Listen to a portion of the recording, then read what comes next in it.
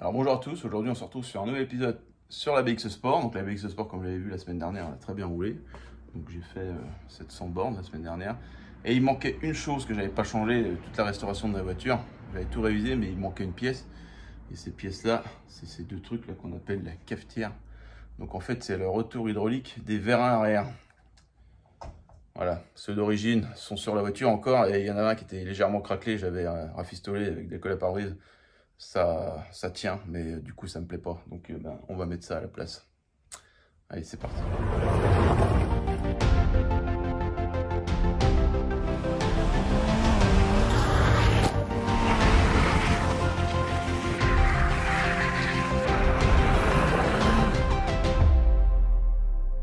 Donc voilà, j'ai levé la voiture, elle est en position du coup basse, donc du coup le vérin est rentré.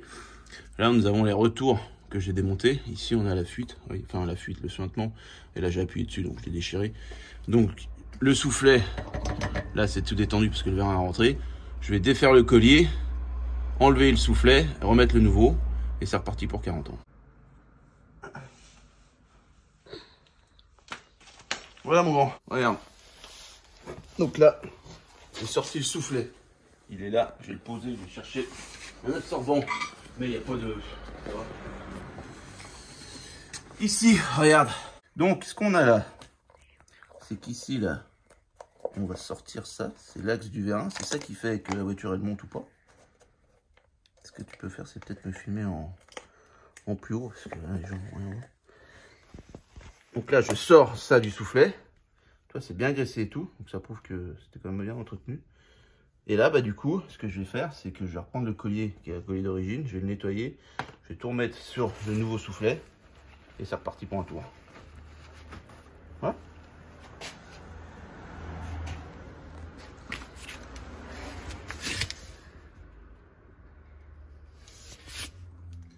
Bon, voilà, c'est réparé, c'est même un peu nettoyé autour, hein. Donc c'est quand même plus propre. J'ai bien enfilé les retours comme il faut. Et puis qu'à faire son copain en face là. Et puis ça prend vraiment pas longtemps, hein. Donc là j'ai le deuxième. Pareil, j'en ai fait ça, je vais nettoyer ça. Celui-là il était pas abîmé. J'avais mis du chocolat dessus mais il était pas abîmé. Mais tu vois, regarde, ça commence à se craquer un peu de partout quoi. Voilà. Donc et ben même punition. Et le défaire. Hein. Le défaire avec un tournevis. Ils sont bien collés quand même. Comme ça. Hop. Ça c'est bien graissé. Et ben voilà. Mise à la retraite.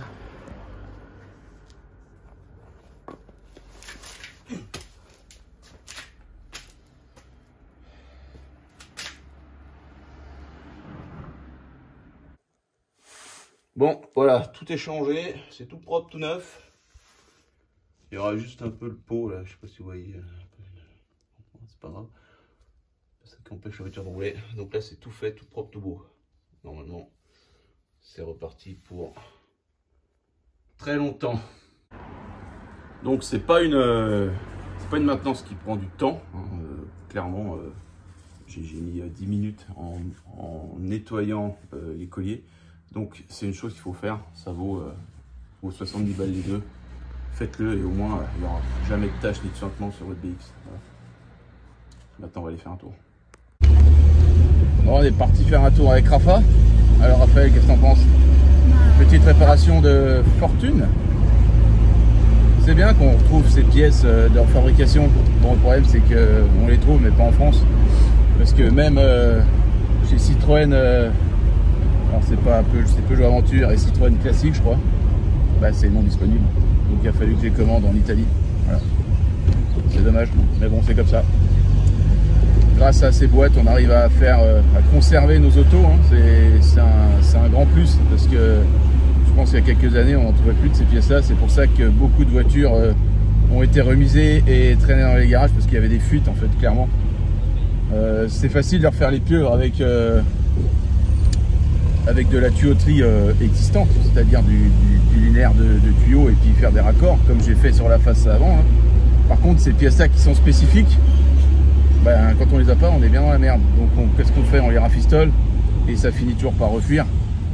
Donc ça sert à rien d'en faire des stocks d'avance parce que je pense que le caoutchouc ne tiendra pas dans le temps. Parce que je pense que le caoutchouc doit être imprégné du LHM pour garder ses qualités de caoutchouc. Voilà. Mais c'est bien, la BX aujourd'hui, on peut refaire tout l'hydraulique d'une BX grâce à ces entreprises qui se sont investies. Alors, donc c'est commun sur les premières BX entre GSA et BX. Donc c'est plutôt pas mal, c'est-à-dire qu'il y a deux types de voitures qui ont les mêmes pièces. C'est un bonus en plus, quoi. Et du coup, des voitures qui ont un peu plus de cote, hein, comme la SM, c'est disponible aussi. Donc le truc que j'ai fait, c'est quand j'ai récupéré ma SM, ça fait déjà 5 ou 6 ans que je l'ai, la SM. Et j'avais acheté ces pièces, mais du coup, je sais pas si en les mettant, elles garderont leur qualité de caoutchouc longtemps. Voilà. Et toi, mon Raphaël, qu'est-ce que t'en penses? Bien.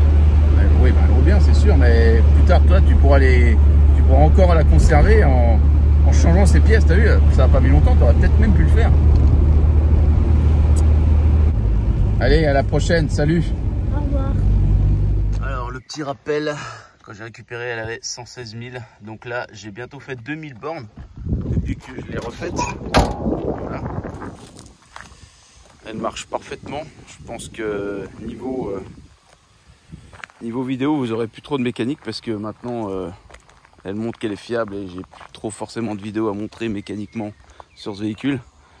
Il y aura la partie remise en peinture. Alors la peinture, je pense que j'ai pas forcément envie de faire une complète sur cette voiture. Les latéraux sont propres. C'est juste à partir des custodes et du toit. Et puis du coup du capot pare-choc et de l'aile conducteur. Mais j'ai envie qu'elle garde un peu son authenticité. Donc je la repeindrai pas complètement.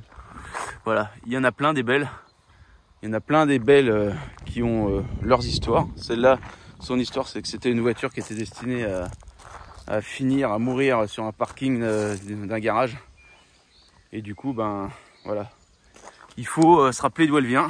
Et puis c'est surtout, j'ai pas envie qu'elle devienne comme une autre, parfaite, et qu'elle soit stockée et qu'elle ne roule plus. Voilà. Donc elle restera avec une partie de sa vie derrière elle. Et les kilomètres que je vais lui mettre maintenant, parce que ça sera une voiture qui roulera très très régulièrement.